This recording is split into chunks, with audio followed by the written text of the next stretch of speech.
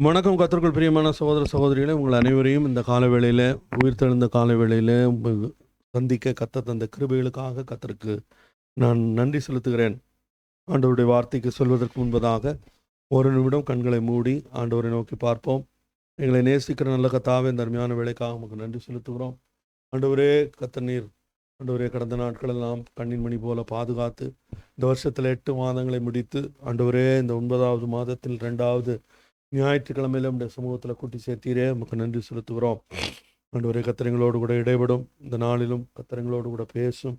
ஆண்டவரே, கத்தாவே பேசும் அடியேன் கேட்கிறேன் என்று சொல்லி தன்னைத்தானே தாழ்த்தின அந்த குட்டி சாமுவேலை போல ஆண்டவரே எங்களை நம்முடைய சமூகத்தில் தாழ்த்தி ஆண்டவரை நோக்கி பார்க்கிறோம். கத்திரங்களோடு கூட இடைபடும். எல்லா துதிகனமையும் நீர் எடுத்துக்கொள்ளும். இயேசுவின் நாமத்தில் ஜெபங்களும் பிதாவே, ஆமேன். கர்த்தருடைய பரிசுத்த நாமம் மகிமைப்படுவதாக. இயேசு கிறிஸ்துவனுடைய வாழ்க்கையில் நடந்த சம்பவங்களை ஒவ்வொன்றாக நாம் தியானித்து கொண்டிருக்கிறோம். கர்த்தருக்கு ஸ்தோத்திரம். அதில் நாம் இதுவரைக்கும் 51 சம்பவங்கள் நாம் தியானித்திருக்கிறோம். அதில் அடுத்த சில வாரங்கள் நம்ம என்ன செய்ய போகிறோம் அப்படின்னா, போன வாரத்துக்கு முந்தின வாரம் ஆரம்பித்தோம். நீங்கள் உலகத்துக்கு உப்பாக இருக்கிறீர்கள் என்று ஆண்டவர் சொன்ன காரியத்தை நம்ம படித்தோம். அதுக்கப்புறம் நீங்கள் உலகத்துக்கு ஒளியாக இருக்கிறீர்கள் என்பதை குறித்து ஆண்டவர் நம்மோடு கூட இடைப்பட்ட காரியங்களை போன வாரத்தில் தியானித்தோம். இப்பொழுது அதற்கு அடுத்த ஒரு சம்பவம், அடுத்த ஒரு பகுதி, அது வேத பகுதி. அந்த வேத பகுதி அது அந்த சர்மன் ஆன் த மவுண்ட் அப்படின்னு சொல்லக்கூடிய அந்த மலை பிரசங்கத்தின் பகுதிகளில் ஆண்டவர் சொல்லியிருக்கிற காரியங்களை அவர்கள் பிரித்து அதை அப்படி ஒரு சம்பவங்களாக அவர்கள் தொகுத்திருக்கிறார்கள். யாரோ ஒருத்தர் 2 பேர் செஞ்சதில் there is a consensus. இது அவர் இயேசு கிறிஸ்துவனுடைய வாழ்க்கையில் நடந்த சம்பவங்களில் மிக முக்கியமான ஒரு சம்பவம் என்று இந்த பகுதியை குறித்து அவர்கள் அதை கணித்தபடினால் அவங்க அப்படி அதை பிரிச்சிருக்காங்க. அதில் நான் ஏற்கனவே சொன்னது போல் இந்த மத்தேயு 5வது அதிகாரத்தில் இருக்கக்கூடிய அதிலிருந்து ஆரம்பிக்கக்கூடிய 5, 6, 7 3 அதிகாரங்கள் ஆண்டவர் மலை பிரசங்கம் என்று குறிக்கப்பட்டு எழுதப்பட்டிருக்கிறது. அதில் இயேசு கிறிஸ்துவனுடைய மிக நீண்ட பிரசங்கமாகவும் அது காணப்படுகிறது. அந்த பிரசங்கத்தில் இருக்கக்கூடிய பல பகுதிகளை கர்த்தருக்கு சித்தமானால் நாம் தியானிக்க போகிறோம். அதில் இப்போ ஏற்கனவே 2 காரியங்கள் பார்த்தோம். இந்த 2 வாரத்துக்கு முன்பதாக முதலாவது அந்த அந்த மலை பிரசங்கத்தை குறித்த ஒரு பிராட் அவுட்லுக் ஒன்று அதை நம்ம தியானித்தோம். அது 2 வாரத்துக்கு முன்னாடி நடந்தது. அதுக்கப்புறம் உப்பு பற்றி தியானித்தோம். அதுக்கப்புறம் வெளிச்சத்தை பற்றி தியானித்தோம். அடுத்த பகுதியாக இப்பொழுது ஆண்டவருடைய வார்த்தைக்கு நேராக செல்வோம். அது என்ன அப்படின்னா, மத்தேயு 20வது அதிகாரம் 17 ஆரம்பிக்குது. நான் வாசிக்கிறேன், கேளுங்க. நியாயப்பிரமாணத்தை ஆனாலும் தீர்க்க தரிசனங்களை ஆனாலும் அழிக்கிறதற்கு வந்தேன் என்று எண்ணிக்கொள்ளாதேயுங்கள். அழிக்கிறதுக்கு அல்ல, நிறைவேற்றுகிறதற்கே வந்தேன். வானமும் பூமியும் ஒளிந்து போனாலும் நியாயப்பிரமாணத்தில் உள்ள இதெல்லாம் நிறைவேறும் அளவும் அதில் ஒரு சிறு எழுத்தாகிலும் ஒரு எழுத்தின் உறுப்பாகிலும் ஒளிந்து போகாது என்று மெய்யாகவே உங்களுக்கு சொல்லுகிறேன். ஆகையால் இந்த கற்பனைகள் எல்லாவற்றிலும் சிறிதானவற்றையாகிலும் மீறி அவ்விதமாய் மனுஷருக்கு போதிக்கிறவன் பரலோக ராஜ்யத்திலே எல்லாரிலும் சிறியவன் என்று எனப்படுவான். இவைகளை கை கொண்டு போதிக்கிறவனோ பரலோக ராஜ்யத்தில் பெரியவன் எனப்படுவான். அதுக்கப்புறம் 20வது வசனம் பாருங்க. வேத பாரகர் பரிசேயர் என்பவர்களுடைய நீதியிலும் உங்கள் நீதி அதிகமாக இராவிட்டால் பரலோக ராஜ்யத்தில் பிரவேசிக்க மாட்டீர்கள் என்று உங்களுக்கு சொல்லுகிறேன் என்கிறதாக மத்தேயு 5வது அதிகாரம் 17 20வது வசனம். மத்தேயு 5, 17 20. கர்த்தருக்கு ஸ்தோத்திரம். இதில் பாருங்க, ஆண்டவருடைய வார்த்தை இப்படி ஆரம்பிக்கிறது. நியாயப்பிரமாணத்தை ஆகிலும் தீர்க்க தரிசனங்களை ஆனாலும் அழிக்கிறதற்கு வந்தேன் என்று எண்ணிக்கொள்ளாதீர்கள். அழிக்கிறதற்கு அல்ல, நிறைவேற்றுகிறதற்கே வந்தேன். கர்த்தருடைய பரிசுத்த நாமம் மகிமைப்படுவதாக. இயேசு கிறிஸ்து இங்கு இந்த மலை பிரசங்கத்தை இப்போ தான் ஆரம்பிக்கிறார். ஆரம்பித்து இதை அவர் பேச ஆரம்பிக்கிறார். அதில் வந்து முதல்ல நம்ம ஏற்கனவே சொன்னது போல உப்பை குறித்தும் ஒளியை குறித்தும் நாம் தியானித்தோம். இப்போ அடுத்த பகுதியாக அவர் நியாயப்பிரமாணத்திற்கு வருகிறார். இந்த இடத்துல இந்த பகுதியிலிருந்து நாம் தெரிந்து கொள்ள வேண்டிய ஒரு 3 பிரதான விஷயங்கள் இருக்கிறது. அது என்ன அப்படின்னா, ஒன்று, இயேசு கிறிஸ்து இந்த நியாயப்பிரமாணங்களை நிறைவேற்றும்படிக்கு வந்தார். அழிக்க அல்ல, நிறைவேற்றும்படியே வந்தார். அது மட்டும் இல்லை, அதுக்கடுத்தது 2வது இதில் பார்க்கக்கூடிய ஒரு முக்கியமான ஒரு விஷயம், நம்ம கற்றுக்கொள்ளக்கூடிய ஒரு முக்கியமான விஷயம் என்ன, இயேசு கிறிஸ்து அந்த தேவனுடைய வார்த்தை அல்லது நியாயப்பிரமாணத்தினுடைய அந்த அந்த அத்தாரிட்டி, அதனுடைய அதிகாரத்தை நிலைநிறுத்தும்படியாக ஆண்டவர் வந்தார். அது மட்டும் இல்லை, 3வது முக்கியமான ஒரு காரியத்தை இந்த வசனங்கள்ல பார்க்கிறோம். அது என்ன அப்படின்னா, இயேசு கிறிஸ்து ஒரு இந்த பரிசேயர், வேதபாரகர் அவர்களுடைய நீதியை பார்க்கிலும் பெரிதான ஒரு நீதி நமக்கு இருக்க வேண்டும் என்று ஆண்டவர் விரும்புகிறார் என்பதை குறித்து இப்படி 3 காரியங்கள் இதில் முக்கியமாக சொல்லப்பட்டிருக்கிறதை பார்க்கிறோம். இப்போ பாருங்க, இயேசு கிறிஸ்து அவர் வந்ததுனால அவர் எதுக்காக வந்தார்? அவர் அந்த வேத நியாயப்பிரமாணங்களை நிறைவேற்றும்படியே வந்தார். இப்போ இதில் ஒரு மிக ஒரு ஒரு ஒரு இன்ட்ரெஸ்டிங்கான ஒரு விஷயம் என்ன அப்படின்னா, இப்போ நாம் பழைய ஏற்பாட்டு காலத்தில் இருக்கோமா, புதிய ஏற்பாட்டு காலத்தில் இருக்குமா? நம்ம புதிய உடன்படிக்கையின் காலத்தில் புதிய ஏற்பாட்டின் கீழே நாம் இருக்கிறோம். சரி, இப்போ இயேசு கிறிஸ்து இந்த மலை பிரசங்கத்தை பண்ணினது பழைய ஏற்பாட்டிலா அல்லது புதிய ஏற்பாட்டிலா அப்படின்னு கேட்டால், இது வேத அறிஞர்கள், விற்பனர்கள் அவங்களுடைய கருத்து என்ன அப்படின்னு கேட்டால், இயேசு கிறிஸ்து பேசிய இந்த வார்த்தைகள் அது பழைய ஏற்பாடும் அல்ல, புதிய ஏற்பாடும் அல்ல, அதற்கு இடைப்பட்ட ஒரு காலம். அந்த காலத்தில் தான் இயேசு கிறிஸ்து அவர் இந்த காரியங்களை குறித்து பேசுகிறார். ஸோ டெக்னிக்கலி ஸ்பீக்கிங், இந்த வார்த்தைகள் ஒரு புதிய உடன்படிக்கைக்கு உட்பட்ட ஒரு ஆண்டவருடைய பிள்ளைகளுக்கு எழுதப்பட்டதா அப்படின்னு கேட்டால், நேரடியாக அது எழுதப்படவில்லை என்பது தான் உண்மை. ஏன்னா இது புதிய உடன்படிக்கையில் இருக்கிறவர்களுக்காக பேசப்பட்டவை அல்ல. அப்போது அந்த புதிய உடன்படிக்கை என்பதை எப்போ ஆரம்பிக்குது அல்லது புதிய ஏற்பாடு எப்போ ஆரம்பிக்குது அப்படின்னு கேட்டால், எல்லோரும் என்ன பண்ணுவாங்க, பைபிளை திறப்பாங்க, அதில் மல்கியா புஸ்தகத்துக்கு அப்புறம் ஒரு பிளாங்க் பேப்பர் இருக்கும். அதுக்கு அந்த பேப்பரை திருப்புனா அடுத்தது என்ன போட்டிருக்கோம், புதிய ஏற்பாடு அப்படின்னு இருக்கும். அதுக்கப்புறம் மத்தேயுன்னு புஸ்தகங்கள் ஆரம்பிக்கும். ஆனால் உண்மையில் புதிய ஏற்பாடு அல்லது அந்த புதிய உடன்படிக்கை என்பது மத்தேயுவில் ஆரம்பிக்கலை. அது எப்போ தான் ஆரம்பிச்சது? இயேசு கிறிஸ்து அவர் நமக்காக மரித்து, சிலுவையில் அறையப்பட்டு மரித்து, அவர் அடக்கம் பண்ணப்பட்டு 3ஆம் நாள் உயிரோடு எழும்பினதுக்கு அப்புறம், அதுக்கப்புறம்தான் அந்த புதிய உடன்படிக்கை ஆரம்பித்தது. அதுவும் ரொம்ப கரெக்டாக சொல்லணும் அப்படின்னா, புதிய உடன்படிக்கை ஆரம்பித்தது எக்ஸாக்டாக எப்போ, பரிசுத்தாவியானவர் எப்போது அந்த மேலறையில் காத்திருந்த அந்த சீஷர்கள் மேல் ஊற்றப்பட்டாரோ அப்போதான் கரெக்டாக புதிய உடன்படிக்கை என்பது ஆரம்பிக்கிறது. எப்படி மோசே சீனாய் மலையில் போய் அந்த பிரமாணத்தை பெற்றுக்கொள்ளும் போது அப்போதான் அந்த பழைய உடன்படிக்கை என்று சொல்லக்கூடிய இந்த நியாயப்பிரமாண புஸ்தகத்தின் ஆதிக்கம் ஆரம்பிக்கிறதோ, அதுபோல பரிசுத்தாவியானவர் எப்போது ஊற்றப்பட்டாரோ அப்போது தான் புதிய உடன்படிக்கை ஆரம்பிக்கிறது. அப்போது இந்த வார்த்தை இயேசு கிறிஸ்து சொன்ன வார்த்தை. அப்போ இயேசு கிறிஸ்து சொன்ன வார்த்தை பேசிய பிரசங்கம் என்றாலும் அது நம்முடைய புதிய உடன்படிக்கையில் உள்ளவர்களுக்கு பேசவில்லை என்ற காரணத்தினால் நாம் இதை தூர தள்ளி வைக்க முடியாது.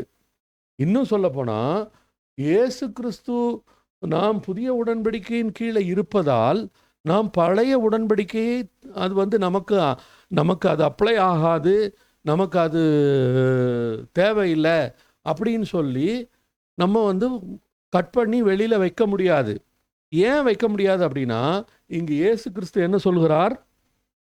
இந்த வசனத்தில் பாருங்க, இயேசு கிறிஸ்து எடுத்தவொடனே என்ன சொல்கிறாரு? நியாய பிரமாணத்தை ஆனாலும் தீர்க்க தரிசனங்களை ஆனாலும் அழிக்கிறதற்கு வந்தேன் என்று எண்ணிக்கொள்ளாதேங்கள், அழிக்கிறதற்கு அல்ல நிறைவேற்றுகிறதற்கே வந்தேன் என்று இயேசு கிறிஸ்து சொல்லுகிறதை நாம் பார்க்கிறோம். கர்த்தருக்கு ஸ்தோத்திரம்.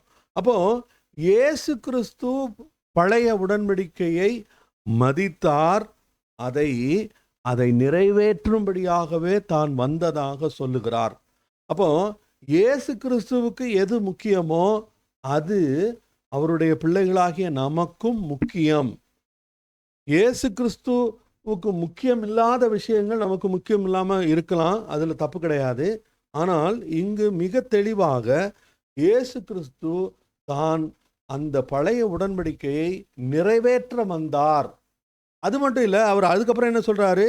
இன்னும் பாருங்க, வானமும் பூமியும் ஒளிந்து போனாலும் நியாயப்பிரமாணத்தில் உள்ளதெல்லாம் நிறைவேறும் அளவும் அதில் ஒரு சிறு எழுத்தாகிலும் ஒரு எழுத்தின் உறுப்பாகிலும் ஒளிந்து போகாது என்று மெய்யாகவே உங்களுக்கு சொல்லுகிறேன் என்று சொல்லுகிறதை பார்க்கிறோம். அப்போ புதிய உடன்படிக்கையில் வந்துட்டோம், அதனால எங்களுக்கு பழைய ஏற்பாடு தேவையில்லை என்று ஒருவர் சொல்லுவாரானால் அது அடிப்படையில் ஒரு தவறான ஒரு காரியமாகத்தான் இருக்க முடியும். கர்த்தருக்கு ஸ்தோத்திரம். அப்போ அது வேண்டாம் அப்படின்னா அது எதனால் கொடுக்கப்பட்டது, அதை ஏன் இயேசு கிறிஸ்து நிறைவேற்ற வந்தார், அதனுடைய தேவை என்ன என்பதை குறித்த சரியான அறிவு நமக்கு இருந்தால் அது எதற்காக கொடுக்கப்பட்டது, அது மனிதர்கள் அதை கேட்டு நடக்கும்படி கொடுக்கப்பட்டதா அல்லது வேறு காரணத்திற்காக கொடுக்கப்பட்டதா என்பதை ஆண்டவருடைய வார்த்தையிலிருந்து நாம் ஆராய்ந்து பார்த்தோமானால் நாம் அந்த உடன்படிக்கையின் முக்கியத்துவத்தை நம்மால் கண்டுகொள்ள முடியும். கர்த்தருக்கு ஸ்தோத்திரம். ஆண்டவர் என்ன சொல்றாரு? அவர் அந்த நியாயப்பிரமாணத்தை நிறைவேற்றுகிறதற்காகவே வந்தார். அவர் எப்படி அந்த நியாயப்பிரமாணத்தை நிறைவேற்றினார் அப்படின்னா, அவர் அந்த நியாயப்பிரமாணத்தை 2 விதங்களில் நிறைவேற்றினார். அந்த நியாயப்பிரமாணத்தினுடைய எல்லா டிமாண்ட்ஸ் அல்லது அது வைக்கக்கூடிய எல்லா நிபந்தனைகளையும் இயேசு கிறிஸ்து தன்னுடைய வாழ்க்கையினாலும் தன்னுடைய மரணத்தினாலும் அவருடைய உயிர்த்தெழுதலினாலும் அவர் நிறைவேற்றி முடித்தார். அவர் எப்படி நிறைவேற்றினார்? எபிரேயர் 4:15 இப்படி சொல்லுது, நம்முடைய பலவீனங்களை குறித்து பரிதபிக்கக்கூடாத பிரதான ஆசாரியர் நமக்கு இராமல் எல்லா விதத்திலும் நம்மை போல சோதிக்கப்பட்டும் பாவமில்லாதவராயிருக்கிற பிரதான ஆசாரியரே நமக்கு இருக்கிறார் என்று அந்த எபிரேய நிருபக்காரன் எழுதுவதை பார்க்கிறோம். இதில் இந்த வசனம் என்ன சொல்லுது? எல்லாவற்றிலும் நம்மை போல சோதிக்கப்பட்டு பாவமில்லாதவராயிருக்கிற பிரதான ஆசாரியர். Jesus Christ had a perfect obedience. இன்னும் சொல்லப்போனால் இயேசு கிறிஸ்துவால் மட்டும்தான் பூரணமாக கீழ்ப்படிய முடியும். ஏன் அப்படின்னா, இயேசு கிறிஸ்து பாவம் இல்லாதவராய் அவர் ஜெனிப்பிக்கப்பட்டார். மனுஷன் பிறக்கும்போது தாவீது ராஜா என்ன சொல்கிறான்? என் தாய் என்னை பாவத்தில் கர்ப்பந்தரித்தாள் என்று சொல்கிறான். நம்ம அந்த ஆதாமுடைய வம்சத்தில் வந்தபடியினால் ஆதாம் பாவம் செய்தது நிமித்தமாக நாமும் பாவிகளாகவே இந்த உலகத்தில் பிறக்கும் போதே பாவிகளாகத்தான் பிறக்கிறோம். ஆனால் இயேசு கிறிஸ்து அப்படி பிறக்கவில்லை. அவர் மனுஷ சித்தத்தினால் பிறக்காமல் பரிசுத்தாவியினால் அவர் உற்பவித்ததினால் அவரால் இந்த நியாயப்பிரமாணத்தை முற்றிலுமாய் அவரால் கீழ்ப்படிய முடிந்தது. பாவமில்லாத ஒருவரால் தான் நியாயப்பிரமாணத்துக்கு முழுமையாக கீழ்ப்படிய முடியும். இன்னும் சொல்லப்போனால் இந்த நியாயப்பிரமாணமே அந்த ஜனங்களுக்கு எதற்காக கொடுக்கப்பட்டது? நியாயப்பிரமாணம் கொடுக்கப்பட்டதுக்கான காரணம் என்ன அப்படின்னா, உன்னால் இந்த நியாயப்பிரமாணத்தை நிறைவேற்ற முடியாது. நீ என்ன செய்யணும்? என்னிடத்தில் விசுவாசத்தோடு வந்து நான் உனக்காக செய்திருக்கிறவைகளை விசுவாசத்தோடு நீ ஆண்டவரிடத்தில் வந்து அதை பெற்றுக்கொள்ள வேண்டும் என்ற காரணத்திற்காகத்தான் நியாயப்பிரமாணம் கொடுக்கப்பட்டதே ஒழிய எந்த மனுஷனும் நிறைவேற்றும்படியாக நியாயப்பிரமாணம் கொடுக்கவே இல்லை. ஆனால் இதை மனிதர்கள் என்ன செய்தார்கள்? இந்த நியாயப்பிரமாணம் வந்தவுடனே அது என்ன 10 கற்பனை தானே, அதுக்கு மேலேயே இருந்தால் கூட நாங்கள் கீழ்ப்படிவோம், நாங்கள் அதை நிறைவேற்றுவோம் அப்படின்னு சொல்லி என்ன செய்தார்கள்? அந்த நியாயப்பிரமாணத்தை நிறைவேற்ற முடியாமல் அவர்கள் என்ன பண்ணுவாங்க? எல்லாருமே தோத்து தான் போவாங்க. நியாயப்பிரமாணத்தை ஒருவராலும் இருக்கிற பிரகாரமாக நிறைவேற்றவே முடியாது. அப்போது நியாயப்பிரமாணத்தை நிறைவேற்ற முடியாத ஒரு மனிதன் ஆண்டவருடைய சமூகத்தில் நீதிமானாகவும் நிற்கவும் முடியாது. ஏனென்றால் அவன் அவனுக்கு கொடுக்கப்பட்ட அந்த சட்டத்திட்டங்களின்படி அவன் பாவம் உள்ளவனாகத்தான் இருக்க முடியும். பாவம் உள்ளவனாக இருக்கிறவன் ஆண்டவருடைய சமூகத்திற்கே வர முடியாது. அதுக்கு என்ன செய்யணும்? அவன் பலியை எடுத்து கொண்டு வர வேண்டும். அந்த பலியும் என்னவாகும்? 1 வருஷம்தான் அந்த பலியுடைய வேலிடிட்டி. அவன் செய்த தவறுக்கு அவன் பிராயச்சித்தம் செய்ய வேண்டுமானால் அவன் ஒரு மிருகத்தை ஆகிலும் ஒரு ஆட்டை ஆகிலும் இல்லைன்னா ஒரு ஜோடி புறாவாவது ஏதாவது ஒரு விதத்தில் அவன் குற்ற நிவாரண பலி, பாவ நிவாரண பலி அப்படின்னு சொல்லி அவன் ஆண்டவருடைய சமூகத்தில் பாவத்திற்கு மன்னிப்பை பெற்றுக்கொண்டாலும் அந்த மன்னிப்பும் எவ்வளோ நாளைக்கு தான் valid? It is only valid for 1 year. அப்போது அதனால தான் தாவீது என்ன எழுதுறான்? தாவீது அந்த வசனம் 32வது சங்கீதமா, இந்த சங்கீதத்தில் என்ன எழுதுறான்?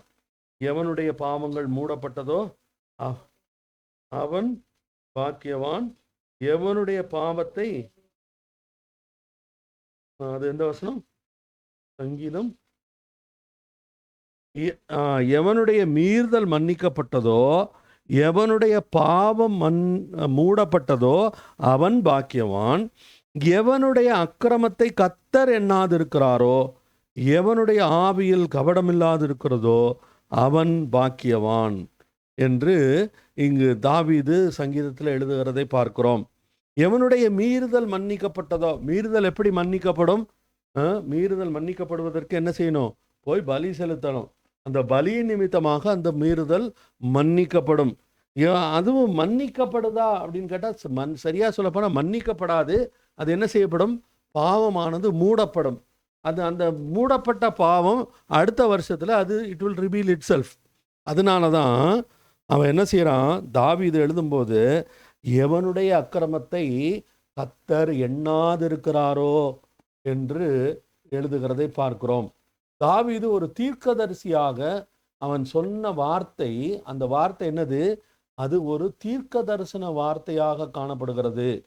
எப்படி ஒருவனுடைய அக்கிரமத்தை கர்த்தர் எண்ணாதிருக்கிறார் என்றால் அது எப்படி நடக்கும்? ஆண்டவருடைய சமூகத்தில் அழுது மன்னிப்பு கேட்டு அப்படிதானே பாவம் மன்னிக்கப்பட முடியும், அப்படிதானே நம்ம ஆண்டவரோட ரெக்கன்சைல் ஆக முடியும் அப்படின்னு சொன்னாலும் அது என்ன? ஆனால் ஆண்டவருடைய வார்த்தை என்ன சொல்லுது? எவனுடைய அக்கிரமத்தை கர்த்தர் எண்ணாதிருக்கிறாரோ. அப்போ எண்ணாது இருக்கக்கூடிய இடம் யாருக்கு தான் அது கிடைக்கும்? அது ஒரு நீதிமானுக்கு தான் அது சாத்தியப்படும். அந்த நீதி அவனுக்கு எப்படி கிடைக்கும்? அவன் இயேசு கிறிஸ்துவை தன்னுடைய சொந்த இரட்சகராக ஏற்றுக்கொண்டு அவருடைய பிள்ளையாகும்போது ஆண்டவர் என்ன பண்ணுறாரு? அவனுடைய அக்கிரமத்தை கர்த்தர் எண்ணாதிருக்கிறார். He doesn't count. அப்படின்னா இட் டசன்ட் கவுண்ட் அப்படின்னா it can open a can of worms. சரியா? இது நிறைய கேள்விகளை உண்டாக்கக்கூட முடியும். என்னது அப்படின்னா, ஆண்டவர் எண்ணாது இருக்கிறார்னா உடனே என்ன சொல்லுவாங்க? அப்போ என்ன வேணாலும் பண்ணலாமா? என்னையை பொறுத்த வரைக்கும் ஒரு காரியம் சொன்ன உடனே என்ன வேணாலும் பண்ணலாமா அப்படின்னு ஒருத்தங்க கேட்டாங்கன்னா, எனக்கு ஐ மே பி ராங், நான் தவறாக கூட இருக்கலாம், எனக்கு அவருடைய ரட்சிப்பையே நான் சந்தேகப்பட வேண்டியதாக இருக்கிறது. எதை வேண்டுமானாலும் செய்ய முடியாது, எதை வேண்டுமானாலும் செய்யக்கூடாது என்கிறது இன்னொரு பக்கம். எது வேண்டுமானாலும் செய்ய முடியாது. அந்த முடியாது அப்படிங்கிறதுக்கு காரணம் என்ன? ஏனென்றால் நாம் அவருடைய வித்தினால் ஜெனிப்பிக்கப்பட்டிருக்கிறோம். நாம் யாருடைய வித்தினால் ஜெனிப்பிக்கப்பட்டிருக்கிறோம்? தேவனுடைய வித்தினால் ஜெனிப்பிக்கப்பட்டிருக்கிறோம். தேவனுடைய வித்தினால் ஜெனிப்பிக்கப்பட்டவர்கள், தேவனால் பிறந்தவன் எவனும், ஆண்டவருடைய வார்த்தை என்ன சொல்லுது? தேவனால் பிறந்தவன் எவனும் பாவம் செய்யான். தேவனால் பிறந்தவன் எவனும் பாவம் செய்யான் எழுதின யோவான் தான் அதே புத்தகத்தில் இன்னொரு இடத்துல என்ன எழுதியிருக்கிறாரு? நம்மில் பாவம் இல்லை என்போமானால் நம்மை நாமே வஞ்சிக்கிறவர்களாயிருப்போம். சத்தியம் என்ன இருக்காது? சத்தியம் நமக்குள்ள இராது. அப்படின்னா அப்போ இங்கே இன்னைக்கு நம்ம தெரிய வேண்டிய மிக முக்கியமான ஒரு காரியம் என்ன அப்படின்னா, God has made us righteous. ஆண்டவர் உங்களையும் என்னையும் நீதிமானாய் ஆக்கியிருக்கிறார். நீதிமானாய் ஆக்கியிருக்கிறார் அப்படின்னா என்ன அர்த்தம்? நீதிமான் அப்படிங்கிறவன் யாரு அப்படின்னா, a man who can stand in the presence of God is the righteous person. ஆண்டவருடைய சமூகத்தில் நிற்கக்கூடிய தகுதி உடையவனே நீதிமான். அப்போ ஆண்டவருடைய சமூகத்தில் நிற்கக்கூடிய தகுதி உடையவன் பாவமே இல்லாமல் இருக்கிறானா அப்படின்னா இல்லை. அவனிடத்தில் பாவம் இருக்கிறது, அவனிடத்தில் குறைகள் இருக்கிறது, பாவமே இல்லைன்னு நான் சொல்ல வரல. ஆனால் கர்த்தர் என்ன பண்றாரு? அதை எண்ணாது இருக்கிறார். God looks at that person as a righteous person. இவன் என்னுடைய சமூகத்தில் நிற்கக்கூடிய தகுதி உடையவன். அவ்வளவுதான். அந்த இது எல்லாமே எங்க இருந்து வருது? இது அந்த ஹாபிச்சுவல் சின்னிங், அந்த ஒரு ஆண்டவருடைய பிள்ளை, இயேசுவனுடைய இரத்தத்தால் மீட்கப்பட்டு கழுவப்பட்ட ஒரு தேவனுடைய பிள்ளையால் he cannot sin habitually. பாவம் அவனால் விருப்பம் போல செய்ய முடியாது. அவனுக்குள்ள இருக்கிற பரிசுத்த ஆவியானவர் அவனை என்ன செய்வாரு? அவனை அந்த அந்த அந்த பாவம் செய்தது நிமித்தமாகவே அது என்ன ஆகும்? இருதயத்தில் குத்தப்பட்டு, ஐயோ நான் ஆண்டவரை துக்கப்படுத்திட்டேன், ஆண்டவரை வருத்தப்படுத்திட்டேன், நான் ஆண்டவரை அப்படின்னு சொல்லி அதுக்காக அழுது மன்னிப்பு கேட்டு ஆண்டவருடைய சமூகத்தில் சேர்ந்து அப்படி ஆண்டவரோடு ஒப்புரவாகி அப்படிப்பட்ட ஒரு வாழ்க்கை தான் கிறிஸ்தவ வாழ்க்கையாக காணப்படுகிறது. சரி, இருக்கட்டும். இப்போ அந்த நீதிமான்ங்கிற அந்த காரியத்தை நம்ம பார்த்தோம். இப்போ அடுத்தது சில காரியங்களை நம்ம வேகமாக தியானிக்க போகிறோம். இருக்கு 23 நிமிஷம் இருக்கு. சரி, முதலாவது என்ன பார்த்தோம்? அவருக்கு முற்றிலுமாய் கீழ்ப்படிந்தவராய் இருந்தார். அதாவது he fulfilled the demands of the law. அதுக்கு அவர் அதை கீழ்ப்படிய முடிந்தது. காரணம் என்ன? அவர் ஜெனிப்பிக்கப்பட்ட விதமே அதற்கு முக்கியமான காரணமாக இருக்கிறது. ஸ்தோத்திரம்.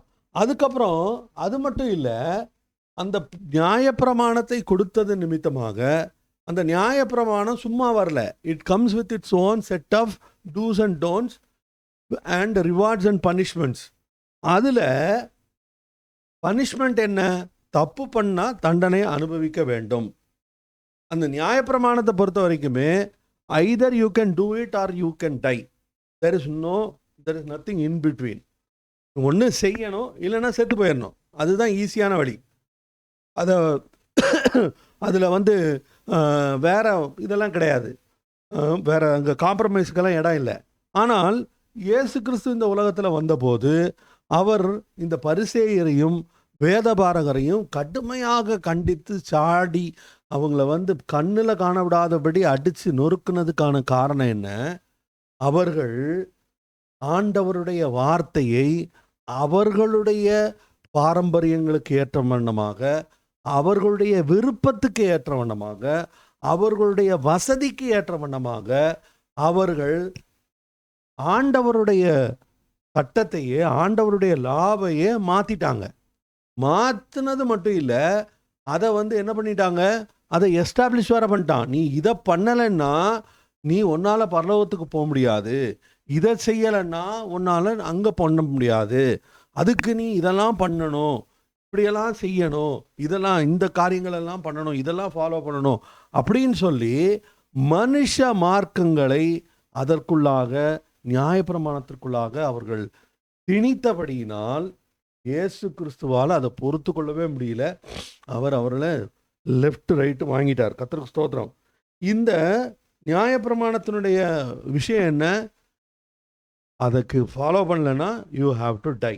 அப்போது அந்த நியாயப்பிரமாணத்தை நம்மால் கீழ்ப்படிய முடியாது, அது கீழ்ப்படியக்கூடாததாக இருக்கிறது. ஆகவே அதற்கு தண்டனை உண்டு. அந்த தண்டனையே இயேசு என்ன பண்ணிட்டாரு? அவர் நமக்காக சுமந்து கொண்டார். அந்த தண்டனையை இயேசு கிறிஸ்து ஏற்றுக்கொண்டு பாவமில்லாத அவர் தண்டனையை பாவமானபடியினால் முழுவதும் பாவமான நாம் பரிசுத்தவான்களாக மாற்றப்படுகிறோம். அது எப்படி நடக்கிறது? அது விசுவாசத்தினால தான் நடக்கிறது. அதில் எந்த விதமான கிரியையும் இல்லை. அது விசுவாசத்தினால். ஆண்டவருடைய வார்த்தை எபேசியருக்கு பவுல் எழுதும்போது என்ன சொல்லலாம்? இது விசுவாசத்தினாலே கிருபையை கொண்டு நீங்கள் விசுவாசத்தினாலே கிருபையை கொண்டு ரட்சிக்கப்பட்டீர்கள், இது உங்களால் உண்டானதல்ல, இது தேவனுடைய ஈவு அப்படின்னு எழுதுறான். அப்படின்னா ரட்சிப்பு என்பது தேவனுடைய ஈவு. இது மனுஷருடைய செயல்களினால் உண்டாக்க வரல, அது முடியாது, அது சாத்தியப்படாது. ஆகவே இயேசு கிறிஸ்து அந்த தண்டனையை ஏற்றுக்கொண்டார். அது மட்டும் இல்லை, ஏன் அந்த பழைய ஏற்பாடு அல்லது அந்த நியாயப்பிரமாணம் முக்கியமானது என்றால், இயேசு கிறிஸ்து அதில் சொல்லப்பட்ட எல்லா தீர்க்க தரிசனங்களை நிறைவேறுதலாக காணப்படுகிறார். இயேசு கிறிஸ்து தான் அவர் மேலே சொல்லப்பட்ட அந்த தீர்க்க தரிசனங்களை நிறைவேறுதலாக காணப்படுகிறார். இன்னும் சொல்லப்போனால் ஆதியாகமத்திலிருந்து மல்கியா வரைக்கும் there are so many references towards Jesus Christ and Jesus Christ fulfilled them all. எல்லாவற்றையும் இயேசு கிறிஸ்து அவர் நிறைவேற்றி முடித்தார். அவரை குறித்து சொல்லப்பட்ட எத்தனையோ கிட்டத்தட்ட 300 அது இஃப் ஐ ரிமெம்பர் ரைட், அது சரியாக தப்பான்னு எனக்கு தெரியலை, அந்த ஒரு நம்பர் எனக்கு ஞாபகம் இருக்குது, அது ரைட்டாக தப்பான்னு தெரியல. இயேசு கிறிஸ்து நிறைவேற்றும்படியாக ஏறக்குறைய 376 தீர்க்க தரிசனங்கள் எழுதப்பட்டிருந்தது பைபிளில். அந்த 376 தீர்க்க தரிசனங்களையும் அவரை குறித்து சொல்லப்பட்ட அத்தனை தீர்க்க தரிசனங்களையும் சரியாக அவர் வந்து நிறைவேற்றி முடித்தது. அது எப்படி? அதுக்கு காரணம் என்ன? அதுக்கு காரணம் இயேசு கிறிஸ்து. அது அந்த பழைய ஏற்பாடு என்பது இயேசு கிறிஸ்துவை பற்றிய தீர்க்க தரிசனங்களின் நிறைவேறுதலாக இருக்கிறபடியால் நாம் என்ன செய்ய முடியாது? நமக்கு பழைய ஏற்பாடு வேண்டாம் என்று ஒதுக்கி தள்ள முடியாது. ஸ்தோத்திரம். அது மட்டும் இல்லை, அந்த நியாயப்பிரமாணத்தினுடைய இயேசு கிறிஸ்து என்ன பண்ணாரு? முக்கியமாக இன்னொரு காரியம் பண்ணாரு. இயேசு கிறிஸ்து அந்த நியாயப்பிரமாணத்தினுடைய உண்மையான அர்த்தத்தை அவர் வெளிப்படுத்தினார். எப்படி அவர் வெளிப்படுத்தினாரு? பார்த்தீங்கன்னா பழைய ஏற்பாட்டில் எத்தனையோ தீர்க்கதரிசிகள் இருந்தார்கள். அவங்கெல்லாம் என்ன சொல்லுவாங்க? அவங்க ஒரு தீர்க்க தரிசனம் சொல்கிறாங்கன்னா எப்படி சொல்லுவாங்க? thus saith the Lord, கர்த்தர் உரைக்கிறதாவது அப்படின்னு சொல்லுவாங்க. அதே இது புதிய ஏற்பாட்டில் அப்போஸ்தலர்கள் பிரசங்கம் பண்ணும்போது எப்படி சொன்னாங்க? என்று எழுதியிருக்கிறதே, இட் இஸ் ரிட்டன். பழைய ஏற்பாட்டில் இருக்கக்கூடிய தீர்க்கதரிசிகள் thus saith the Lordன்னு சொன்னால், புதிய ஏற்பாட்டினுடைய அப்போஸ்தலர்கள் இயேசு கிறிஸ்துவனுடைய சீஷர்கள் என்ன சொல்லுவாங்க? அவர் இட் இஸ் ரிட்டன் அப்படின்னு சொல்லுவாங்க.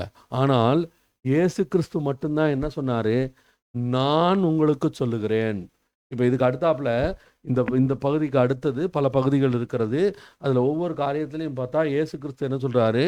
பூர்வத்தாருக்கு இப்படி உரைக்கப்பட்டது, ஆனால் நான் உங்களுக்கு சொல்லுகிறேன்.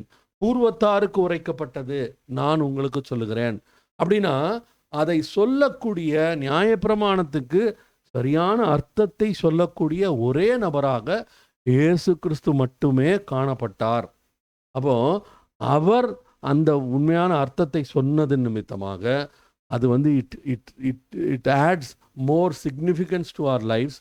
So we need the Old Testament. அது பழைய ஏற்பாடு, அது பழைய உடன்படிக்கை, அது எங்களை சார்ந்ததல்ல என்று நம்மால் அதை புறந்தள்ளி விட முடியாது. நாம் புறந்தள்ளக்கூடாது. காரணம் என்ன? ஆண்டவருடைய வார்த்தை மொத்தம் பழைய ஏற்பாடும் புதிய ஏற்பாடுமா சேர்ந்து மொத்தம் எத்தனை அதிகாரம் இருக்குது தெரியுமா? 1189 அதிகாரம் இருக்குது. இந்த 1189 அதிகாரத்தில் வெறும் 260 அதிகாரங்கள் மட்டுமே புதிய ஏற்பாட்டில் இருக்கிறது. மிச்சமெல்லாம் எங்கே தான் இருக்குது? மிச்சம் 800 சில்வானம் அதிகாரங்கள் பழைய ஏற்பாட்டில் இருக்கிறது. So it occupies a very big space in the Bible and there is a meaning towards that. அதுக்கு ஒரு அர்த்தம் இருக்கிறது. இந்த அர்த்தத்தை தான் நாம் இப்போது தியானித்து கொண்டிருக்கிறோம். கர்த்தருக்கு ஸ்தோத்திரம். அது மட்டும் இல்லை, ஆண்டவர் அந்த ஆண்டவருடைய வார்த்தை அந்த அந்த வசனம் என்ன சொல்லுது பாருங்க. ஒரு 18வது வசனம், வானமும் பூமியும் ஒழிந்து போனாலும் நியாயப்பிரமாணத்தில் உள்ளதெல்லாம் நிறைவேறும் அளவும் அதில் ஒரு சிறு எழுத்தாகிலும் ஒரு எழுத்தின் உறுப்பாகிலும் ஒழிந்து போகாது என்று சொல்லுகிறேன். கர்த்தருக்கு ஸ்தோத்திரம். அப்போ ஆண்டவருடைய வார்த்தை என்ன? அந்த இயேசு கிறிஸ்துவே என்ன சொல்லுகிறார்? இந்த he affirms the authority of the law. அது இன்னமும் அது தொடர்ந்து கொண்டு இருக்கிறது. அது எப்படி தொடர்ந்து கொண்டு இருக்கிறது? அது எப்படின்னா, முதலாவது என்ன இருந்தது? ஆதி யோவானுடைய சுவிசேஷம் 1 அதிகாரம் 1 வசனத்தில் என்ன சொல்லுது? ஆதியிலே வார்த்தை இருந்தது, அந்த வார்த்தை தேவனிடத்தில் இருந்தது, அந்த வார்த்தை தேவனாய் இருந்தது. அந்த வார்த்தை தான் 14வது வசனத்தில் மாம்சமாகி நம்ம மத்தியில உலாவினார் என்று சொல்லப்படுகிறது. அப்போ அது முதலாவது வார்த்தை இருக்கிறது. அடுத்தது அந்த தேவனுடைய நியாயப்பிரமாணம் என்பது அவருடைய தேவனுடைய நீதியான அவருடைய ஆண்டவருடைய கேரக்டர் என்ன அப்படின்னு கண்டுபிடிக்கணும்னா அதை எங்கே போய் தான் கண்டுபிடிக்கணும்? நம்ம ஆண்டவருடைய நியாயப்பிரமாணத்தின் மூலமாகத்தான் நாம் கண்டுபிடிக்க முடியும். அதைத்தான் ஏசாயா 40வது அதிகாரம் 8வது வசனத்தில் ஆண்டவருடைய வார்த்தை இப்படி சொல்லுது, புல் உலர்ந்து பூ உதிரும், நமது தேவனுடைய வசனமோ என்றென்றைக்கும் நிற்கும். அப்போ ஆண்டவர் சொன்ன வார்த்தைகள் அவைகள் என்றென்றைக்குமானவை. அது அது அது அது என்றென்றைக்குமானவை அப்படின்னா இப்போ உள்ள காலத்துக்கு மட்டும் இல்லை, இனி வரப்போகிற புதிய வானத்துக்கும் புதிய பூமிக்கும் அந்த வார்த்தைகள் அவசியமாக இருக்கிறது. அதனால தான் பேதுரு என்ன பண்ணுறாரு? 2 பேதுரு 3வது அதிகாரம் 13வது வசனத்தில் ஆண்டவர் என்ன ஒரு வார்த்தை என்ன சொல்லியிருக்கு பாருங்க. அவருடைய வாக்கு தத்தத்தின்படியே நீதி வாசமாக இருக்கும், புதிய வானங்களும் புதிய பூமியும் உண்டாகும் என்று காத்திருக்கிறோம். அப்போ அவருடைய வார்த்தையின்படியே அவைகள் உண்டாக போகிறது. கர்த்தருக்கு ஸ்தோத்திரம். அது மட்டும் இல்லை, அந்த ஆண்டவருடைய வார்த்தையினுடைய ஒவ்வொரு எழுத்தும் ஒவ்வொரு பகுதியும் முக்கியம். ஏனென்றால் அதுக்கு காரணம் என்ன அப்படின்னா, இது தேவனுடைய வார்த்தையாக காணப்படுகிறது. அதனால தான் 2 தீமோத்தேயு 3:16 இப்படி சொல்லுது. என்ன சொல்லுது? தேவனுடைய வார்த்தையெல்லாம் எப்படி எழுதப்பட்டிருக்கான்? 2 தீமோத்தேயு 3:16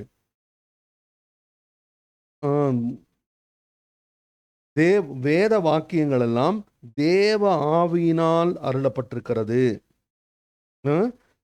எதுக்காக? யார் கொடுத்துருக்கா? தேவ ஆவியினால் கொடுக்கப்பட்டிருக்கிறது.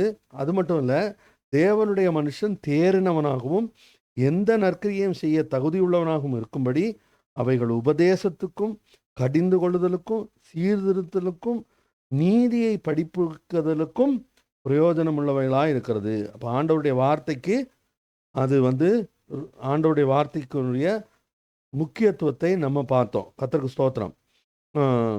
அது மட்டும் இல்லை, இயேசு கிறிஸ்து அதை எல்லாவற்றையும் அதை அவர் கீழ்ப்படிந்தது மட்டுமல்ல, அவர் என்ன பண்ணார்? அவர் அதை ப்ராக்டிஸ் பண்ணார். அதை ப்ராக்டிஸ் பண்ணது தான் அவர் டீச் பண்ணார். கர்த்தருக்கு ஸ்தோத்திரம். இப்போ இது இந்த இடத்துக்கு வரும்போது இப்போ நம்ம அதுக்கு அடுத்த வசனத்தை தியானிக்கணும். அது என்னது? ஆகையால் இந்த கற்பனைகள் எல்லாவற்றிலும் சிறிதானவென்றாகிலும் மீறி அவ்விதமாய் மனுஷருக்கு போதிக்கிறவன் பரலோக ராஜ்யத்தில் எல்லாரிலும் சிறியவன் என்று எண்ணப்படுவான். இவைகளை கை கொண்டு போதிக்கிறவனோ பரலோக ராஜ்யத்தில் பெரியவன் என்று எண்ணப்படுவான். அதுக்கப்புறம் பாருங்க, வேத பாரகர் பரிசேயர் என்பவருடைய நீதியிலும் உங்கள் நீதி அதிகமாக இராவிட்டால் பரலோக ராஜ்யத்தில் பிரவேசிக்க மாட்டீர்கள் என்று உங்களுக்கு சொல்லுகிறேன் என்று இயேசு சொல்லுகிறதை பார்க்கிறோம். பரலோக ராஜ்யத்துக்குள் பிரவேசிப்பதற்கு நம்ம என்ன செய்யணும்? ஆண்டவருடைய வார்த்தைக்கு கீழ்ப்படிந்து அதற்கு நாம் செவி கொடுத்து அதை நம்முடைய வாழ்க்கையில் பயிற்சிக்கும் போது மட்டும்தான் என்ன ஆண்டவர் என்ன சொல்கிறாரு, நம்ம பரலோக ராஜ்யத்தில் அது மட்டும் இல்லை, வேதபாரகர் பரிசேயர் என்பவருடைய நீதியிலும் உங்களுடைய நீதி அதிகமாக இராவிட்டால். இதை நான் ஏற்கனவே நம்ம வேற ஒரு பிரசங்கத்தில் நான் இந்த வசனத்தை சின்ன ஒரு பகுதியை நான் ஹேண்டில் பண்ணேன். அதாவது வேதபாரகருடைய பரிசேயருடைய நீதியை காட்டிலும் உங்களுடைய நீதி அதிகமாக இராவிட்டால் அப்படின்னு சொல்லி ஆண்டவருடைய வார்த்தை சொல்லப்பட்டிருக்கு. இதிலிருந்தே நமக்கு தெளிவாக என்ன தெரியுது? இது this is not return for us. இது யாருக்காக எழுதப்பட்டது? அன்றைக்கு இயேசு கிறிஸ்துவை கவனித்து கொண்டிருக்கிறவர்களுக்காக சொல்லப்பட்ட வார்த்தை. அதனால நீங்களும் நானும் போய் நான் தேவ நீதியை நிறைவேற்ற போகிறேன் அப்படின்னு சொல்லி முயற்சிக்க வேண்டாம். ஏனென்றால் நம்மால் அது முடியாதுங்கிறது தெரிந்து அவர் ஏற்கனவே நமக்காக அவர் காயப்பட்டு அவர் என்ன பண்ணார்? அவர் நமக்காக தண்டனைகளை சுமந்து அவர் நிறைவேற்ற முடியாததினால் நமக்காக அவர் நிறைவேற்றி நம்மை அந்த இடத்துல நீதிமான் என்கிற இடத்துல நம்மை கொண்டு போய் வைத்து விட்டார். நாம் நீதிமான்கள் மட்டுமல்ல, நாம் பரிசுத்தவான்களாகவும் இருக்கிறோம். அது இனிமேதான் பரிசுத்தமாகணும்னு இல்லை, ஆண்டவருடைய வார்த்தை சொல்லுது. நான் நினைக்கிறேன் எபிரேயர் 3:10 நினைக்கிறேன். எபிரேயர் 3:10 நாம் பரிசுத்தமாக்கப்பட்டோம் அப்படிங்கிற வார்த்தையே இருக்கு. எபிரேயர் 3:10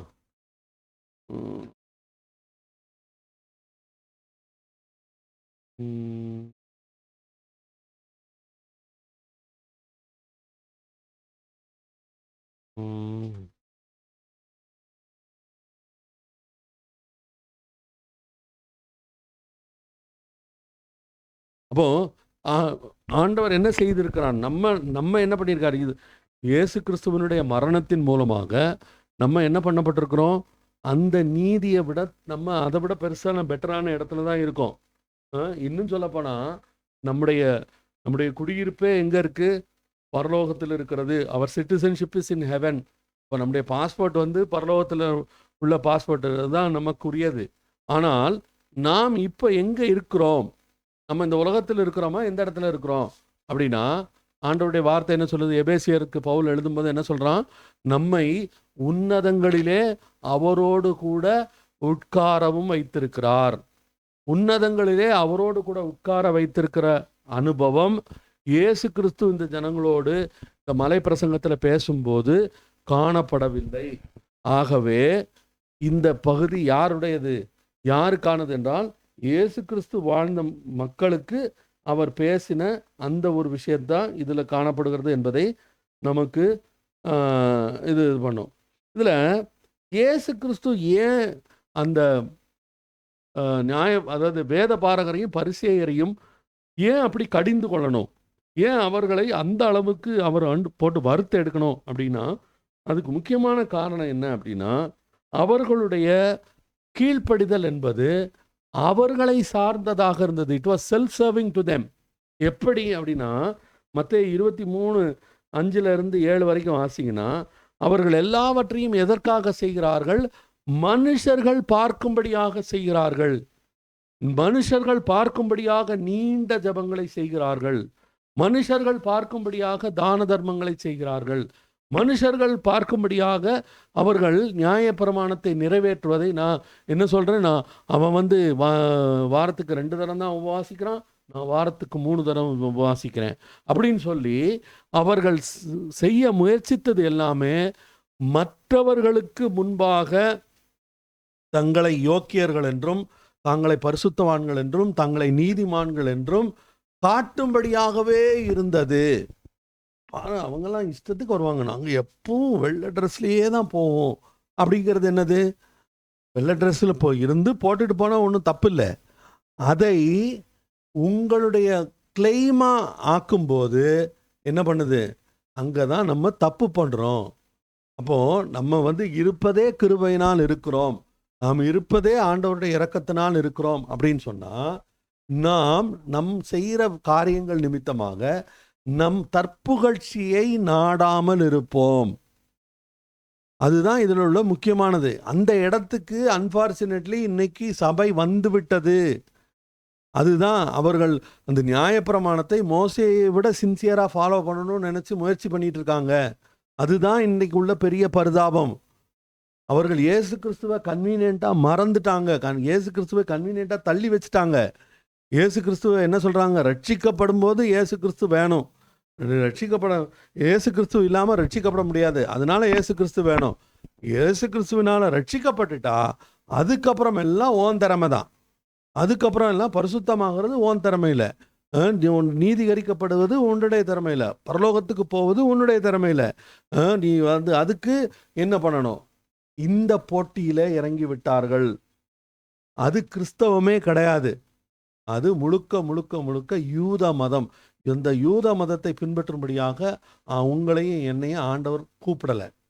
நாம் அழைக்கப்பட்டது எதற்காக? அவருடைய வார்த்தையின்படி வாழும்படியாக. அது மட்டும் இல்லை, அவர்களை ஆண்டவர் கடிந்து கொண்டதுக்கான நியாயப்பிரமாணத்தை அவர்கள் இஷ்டம் போல செயல்படுகிறார்கள் என்று கடிந்து கொள்வதற்கான இன்னொரு காரணம் என்ன? அவர்கள் என்ன பண்ணுறாங்க, அந்த நியாயப்பிரமாணத்தை கொஞ்சம் ஃபாலோ பண்ணிட்டு நிறைய ஃபாலோ பண்ண மாதிரி ஒரு படத்தை காமிக்கிறார்கள். ஸோ இது எல்லாமே ஆண்டவருக்கு பிடிக்காதது என்னது அப்படின்னா, ஆண்டவருக்கு பிடிக்காதது ஹிப்போக்ரசி மட்டும்தான்.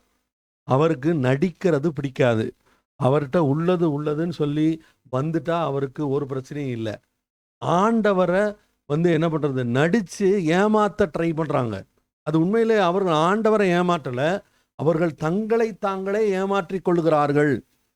அவர்கள் தங்களை தாங்களே ஏமாற்றிக் கொள்கிறார்கள். அதனால தான் அவங்க அப்படியெல்லாம் நடிக்கிறாங்க. கர்த்தருக்கு ஸ்தோத்திரம். அதில் எப்படி பண்ணாங்களாம்? மத்தேயு 23:23 ஆண்டவர் என்ன சொல்கிறாரு, நீங்கள் என்னதுலலாம் கொத்தமல்லி இன்னும் எல்லாத்துலேயும் தசமபாகம் கொடுக்குறீங்க, ஆனால் என்ன பண்ணுறீங்க, உங்களுக்கு நீங்கள் ஆண்டவருடைய வார்த்தை என்ன சொல்லுகிறதோ அந்த வார்த்தையினுடைய நோக்கத்தை தள்ளிவிட்டு எழுத்தின்படியாக செயல்பட முயற்சிக்கிறீர்கள். அதனால தான் ஆண்டவருடைய வார்த்தை என்ன சொல்லுது, எழுத்து கொல்லுகிறது, ஆவியோ உயிர்ப்பிக்கிறது. அந்த எழுத்து என்னதான் செய்யும்? நியாயப்பிரமாணம் என்பது எழுத்து. அந்த நியாயப்பிரமாணம் கொல்ல தான் செய்யும்.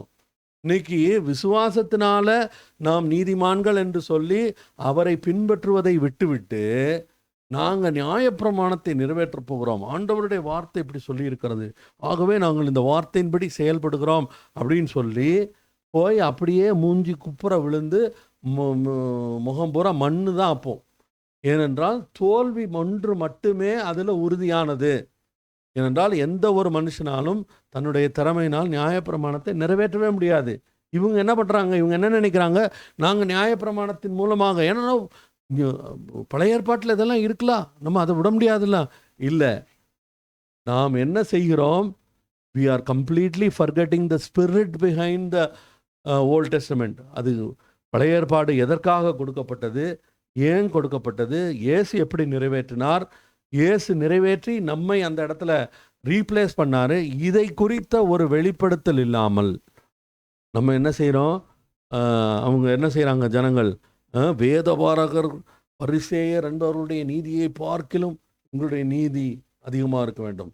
அவர்கள் 2 தடம் அவன் அவன் பிறன அந்த ஒரு வேதபாரகன் இப்படி ஜெபமானான்ல ஆண்டவர் சமூகத்தில், ஆண்டவரே இந்த ஆயக்காரனை போல நான் இல்லாததுக்காக உமக்கு நன்றி செலுத்துகிறேன், நான் வாரத்தில் 2 தரம் உபவாசிக்கிறேன், நான் எல்லாவற்றிலும் தசமபாகம் கொடுக்கிறேன் அப்படின்னு சொன்னோடனே அந்த வசனத்தை எடுத்து வச்சுக்கிட்டு நாங்கள் அவனே வேதபாரகனே 2 தடவை உபவாசம் இருக்கிறான்னா, நாங்கள் 3 தடவையாவது ஒரு வாரத்துக்கு உபவாசம் இருக்கணும், அதனால் நாங்கள் ஞாயிற்றுக்கிழமை காலையில் சாப்பிட மாட்டோம், சனிக்கிழமை ராத்திரி சாப்பிட மாட்டோம், புதன்கிழமை காலையில் சாப்பிட மாட்டோம்னு சொல்லி, இது எந்த நியாயப்பிரமாணத்தை இவர்கள் நிறைவேற்ற முயற்சிக்கிறார்கள்? நியாயப்பிரமாணத்தை நிறைவேற்ற முயற்சித்தா ஒன்று செய்து மற்றது செய்யாமல் விட்டால் எல்லாத்துலேயும் ஃபெயிலு.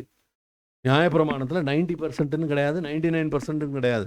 99% நானும் ஃபெயில் தான், 100% மட்டுமே பாஸு. அப்படி பாஸ் பண்ணது இயேசு கிறிஸ்து தவிர வேறு யாருமே கிடையாது. அப்போது why are you setting yourself up for failure? அதுதான் நம்ம இன்னைக்கு நம்ம தியானிக்க வேண்டிய காரியமாக இருக்கிறது. கர்த்தருக்கு ஸ்தோத்திரம். இதில் அப்போது இந்த நியாயப்பிரமாணத்தை இப்போ நம்ம ஒரு விஷயத்தை தெளிவாக புரிஞ்சுக்கிட்டோம். என்ன புரிஞ்சுக்கிட்டோம்? நியாயப்பிரமாணத்தை நம்மால் நிறைவேற்ற முடியாது. நியாயப்பிரமாணம் நம்மால் நாம் நிறைவேற்றும்படி கொடுக்கப்பட்டதும் அல்ல. நியாயப்பிரமாணத்தை நிறைவேற்றுவதற்கு இயேசுவினால் மட்டுமே முடியும். அதையும் இயேசு கிறிஸ்து வந்து நிறைவேற்றி முடித்து விட்டார். அப்படியானால் இந்த இந்த நியாயப்பிரமாணம் எப்படி இதனால் உண்டாகிற நீதி நம்முடையதாக எப்படி மாறுகிறது அப்படின்னா, எடுங்க பிலிப்பியர் 3வது அதிகாரம் 9வது வசனம். பிலிப்பியர் 3வது அதிகாரம் 9வது வசனம் என்ன சொல்லுது பாருங்க. நான் கிறிஸ்துவை ஆதாயப்படுத்திக் கொள்ளும்படிக்கும் நியாயப்பிரமாணத்தினால் வருகிற சுயநீதியை உடையவனாயிராமல் கிறிஸ்துவை பற்றும் விசுவாசத்தினால் வருகிறதும் விசுவாசம் மூலமாய் தேவனால் உண்டாயிருக்கிறதுமான நீதியை உடையவனாயிருந்து கிறிஸ்துவுக்குள் இருக்கிறவன் என்று காணப்படும்படிக்கும். அப்போ இயேசு கிறிஸ்துவனால உண்டாகிற நீதியை மட்டுமே விசுவாசிப்பதினால் மட்டுமே நாம் இந்த மாதிரி நீதிமானாக முடியுமே தவிர, நாம் நீதியை நிறைவேற்ற முயற்சித்து நாம் நீதிமானாக முடியாது. அந்த முயற்சித்து அந்த இடத்த தூக்கி தூர வச்சுட்டு, ஆண்டவரே நான் விசுவாசத்தினால் நீர் எனக்காக செய்து முடித்தவற்றை நான் நம்பி ஏற்றுக்கொள்கிறேன். நான் நம்பி ஏற்றுக்கொண்டதுனால எனக்கு இந்த பழைய ஏற்பாடு வேண்டாம், பழைய ஏற்பாட்டு பிரமாணங்கள் வேண்டான்னு சொல்லலை. அதை எல்லாவற்றையும் நான் எப்படி பார்க்கிறேன்? I only look at the spirit behind the word. அல்லது அந்த நியாயப்பிரமாணத்தினுடைய கொடுக்கப்பட்டதனுடைய அதுக்கு பின்னாடி இருக்கிற அந்த இன்டென்ஷனை தான் நான் பார்க்குறேனே ஒழிய அந்த எழுத்தை நான் பார்ப்பதில்லை. அதுக்காக நான் அதை ரிஜெக்ட் பண்ணலை, அதை நான் மதிக்கிறேன், அதை வாசிக்கிறேன், அதை தியானிக்கிறேன். ஆனால் அதுவாக மாறும்படி நான் முயற்சிப்பதில்லை. ஏனென்றால் என்னால் முடியாது என்பது அது முடியாது என்பதனால தான் இயேசு கிறிஸ்து வர வேண்டியதாகவே இருந்தது, மரிக்க வேண்டியதாக இருந்தது, 3ஆவது நாள் உயிரோடு எழும்ப வேண்டியதாக இருந்தது. அப்படி ஒரு மனிதனால் நியாயப்பிரமாணத்தை நிறைவேற்ற முடியும் என்றால் இயேசு கிறிஸ்து வந்திருக்க வேண்டிய அவசியமே இல்லை. ஒரு மனிதனால் நிறைவேற்ற முடியுமானால் மற்றவர்களாலும் நிறைவேற்ற முடியும். அந்த அவர் பேர் என்ன, ராஜர் பேனிஸ்டர் தானே, அந்த 3 minute மைல் அல்ல 4 minute மைல், அதை அவர் பேர் என்ன, ராஜர் பேனிஸ்டர் அப்படின்னு ஒருத்தர் முதல் முறையாக 1 மைலை 4 நிமிஷத்தில் ஓடி கடந்தார். அது வரைக்கும் யாருமே 4 நிமிஷத்தில் ஓடி கடக்கலை. ஆனால் ஒரு மனிதரால் அது முடிந்தது என்று கேள்விப்பட்ட போது ஏகப்பட்ட பேர் அதுக்கப்புறம் இப்போல்லாம் அந்த 4 minute மைலுங்கிறது ஒரு விஷயமே இல்லைன்னு ஆகிப்போச்சு. காரணம் என்ன? thousands of people have done it. ஆனால் இந்த விஷயம் நியாயப்பிரமாணத்தை நிறைவேற்றுவதற்கு it won't apply because it is created against your, அதாவது அது உங்களுக்கு எதிராகவே அது உருவாக்கப்பட்டிருக்கிறது. உன்னால் முடியாதுப்பா, நீ என்னை மட்டும்தான் நம்பணும், என்னை மட்டும்தான் நோக்கி பார்க்கணும், விசுவாசத்தின் மூலமாகத்தான் நீ என்னிடத்திலிருந்து நீதியையும் பரிசுத்தத்தையும் எல்லாவற்றையும் என்னிடத்திலிருந்து பெற்றுக்கொள்ள வேண்டுமானால் அது விசுவாசத்தின் மூலமாக மட்டுமே நீ செய்ய வேண்டும் என்பதற்காக கொடுக்கப்பட்டது தான் ஆண்டவர் கொடுத்திருக்கிற இந்த நியாயப்பிரமாணமாக காணப்படுகிறது. அதனால தான் அவர் என்ன சொல்கிறாரு, நான் கிறிஸ்துவை ஆதாயப்படுத்தி கொள்ளும்படிக்கும் நியாயப்பிரமாணத்தினால் வருகிற சுயநீதியை உடையவனாயிராமல் கிறிஸ்துவை பற்றும் விசுவாசத்தினால் வருகிறதும் விசுவாசம் மூலமாய் தேவனால் உண்டாயிருக்கிறதுமான நீதியை உடையவனாயிருக்கிறேன் என்று சொல்கிறார். அது மட்டும் இல்லை, இது எப்படி நடக்கிறது? அது பரிசுத்தாவியானவருடைய துணையோடு நடக்கிறது. நாம் ஆண்டவருடைய சமூகத்தில் நாம் ஒரு நீதிமானாய் நாம் இருக்க முடியும் என்றால் அது எப்படி தான் நடக்கும்? அது விசுவாசத்தினால் நடக்கும்.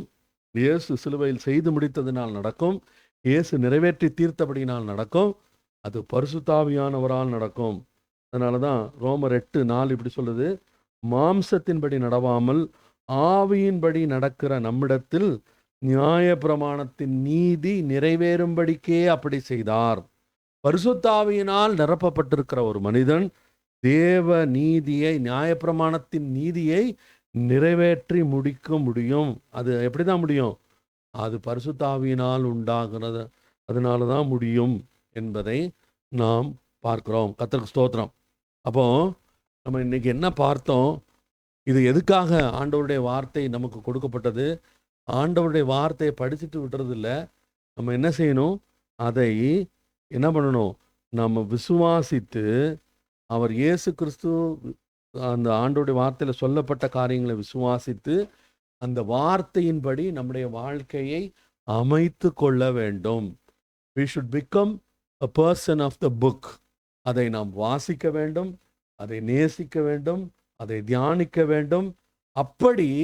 அப்படி வாசித்து, தியானித்து, நேசித்து அவரோடு நடக்கும்போது, வார்த்தையோடு நடக்கும்போது என்ன நடக்கிறது? நாம் பரிசுத்த ஆவியானவரால் அவர் விரும்புகிற அந்த பரிசுத்தத்தையும் அவர் விரும்புகிற நீதியையும் நம்மால் நிறைவேற்றி முடிக்க முடியும். அது நம்முடைய திறமையினால் உண்டானதல்ல. இன்னைக்கு நம்ம தெரிஞ்சு கொள்ள வேண்டிய ஒரு எடுத்துக்கணும். What is the point to be taken home? நம்மால் நீதியாய், நம்மால் பரிசுத்தமாய், நம்மால் ஆண்டவருடைய வார்த்தையை நிறைவேற்ற முடியாது. ஆனால் நமக்காக இயேசு அதை நிறைவேற்றி முடித்திருக்கிறபடியால் விசுவாசத்தின் மூலமாக நாமும் அந்த இடத்துக்கு வர முடியும். நம்மாலும் பரிசுத்தமாக வாழ முடியும். நம்மாலும் ஆண்டவரை துக்கப்படுத்தாமல் வாழ முடியும். நம்மால் வெற்றிகரமான பாவத்தை ஜெயித்து உலகத்திலிருந்து நம்மளை அப்பிக்கொள்ளக்கூடிய அளவுக்கு இருக்கக்கூடிய அந்த பாவத்தை ஜெயிக்கக்கூடியதற்கு அது யாரால முடியும்? ஆண்டவர் அதை செய்திருக்கிறார். அதை விசுவாசத்தின் மூலமாக நான் ஏற்றுக்கொள்ளும் போது என்னாலும் அதை செய்ய முடியும். ஆகவே ஆண்டவருடைய சமூகத்தில் நம்ம தாழ்த்துவோம், நம்ம ஒப்பு கொடுப்போம். ஆண்டவரே, உம்முடைய வார்த்தையை நிறைவேற்றும்படியாக, அவருடைய நீதியை பார்க்கலும் அதிகமான நீதி இருக்கும்படியாக நான் ஏதோ முயற்சிப்பதில்லை கர்த்தாவே. ஆண்டவரே, நீங்கள் செய்து முடித்ததை நான் விசுவாசிக்கிறேன். நீர் செய்து முடித்ததை நான் நம்புகிறேன். நீர் செய்து முடித்ததை நான் ஏற்றுக்கொள்கிறேன். அப்படி நான் ஏற்றுக்கொள்ளும் போது அது விசுவாசத்தினால் உண்டாகும் தேவ நீதியை நான் நிறைவேற்றுகிறவனாய் இருக்கிறேன். இவருடைய வார்த்தை சொல்லுகிறபடினால் நமக்கு நன்றி செலுத்துகிறோம் சுவாமி. ஆண்டவரே, எங்களை முற்றிலுமாய் தாழ்த்துகிறோம், வெறுமையாக்குகிறோம், நம்முடைய கரத்திலேயே ஒப்புக் கொடுக்குறோம். ஆண்டவரே, வானமும் பூமியும் ஒளிந்து போனாலும் உடைய வார்த்தையாகிலும், இந்த வார்த்தையின் ஒரு எழுத்தாகிலும், அதன் உறுப்பாகிலும் மாறிப்போவதில்லை என்று நாங்கள் வாசித்தோம். ஆண்டவரே, நீர் எங்களுக்கு தந்த வாக்குத்தத்தங்கள் எல்லாவற்றையும் ஆண்டவரே இந்த கால வேளையில் நம்முடைய சமூகத்தில் ஞாபகப்படுத்துகிறோம். இதெல்லாம் நீர் சொன்னது. அதனால் அது ஒரு நாளும் பொய் சொல்லாது, ஒரு நாளும் அது மாறாது. நீர் சரியான நேரத்தில் எங்களுடைய வாழ்க்கையில் நீர் தரப்போகிறபடினால் நமக்கு ஸ்தோத்திரம். பொய் சொல்ல ஒரு மனுஷன் அல்ல, நீர் மனம் மாற மனுபுத்திரன் அல்ல. ஆண்டவரே, நீர் எங்களுக்கு சொன்னதெல்லாவற்றையும் நீர் செய்து முடிக்க போகிறபடினால் நமக்கு நன்றி செலுத்துகிறோம். எங்களை தாழ்த்துகிறோம், பெருமையாக்குகிறோம். தொடர்ந்து உடைய வார்த்தையை தியானிக்க கர்த்தர் எங்களுக்கு உதவி. எல்லா துதி கனமையுமே நீர் எடுத்துக்கொள்ளும். இயேசுவின் நாமத்தில் ஜெபங்களும் பிதாவே, ஆமேன். ஆத்மாவே கர்த்தரை ஸ்தோத்திரி, முழுமே பரிசுநாமத்தை ஸ்தோத்திரி. ஆத்மாவே கர்த்தரை ஸ்தோத்திரி, கர்த்தர் செய்து சகல உபகாரம் மறவாதே, ஆமேன். கர்த்தருடைய பரிசுத்த நாமம் அமையப்படுவதாக. தொடர்ந்து எங்களோடு கூட இணைந்திருங்கள். இந்த வீடியோ ஆடியோ உங்களுக்கு பிரயோஜனமாக இருந்தால் தயவுசெய்து மற்றவர்களோடு பகிர்ந்து கொள்ளுங்கள். கர்த்தர் தாமே உங்களை ஆசீர்வதிப்பாராக, ஆமேன். அல்லேலூயா.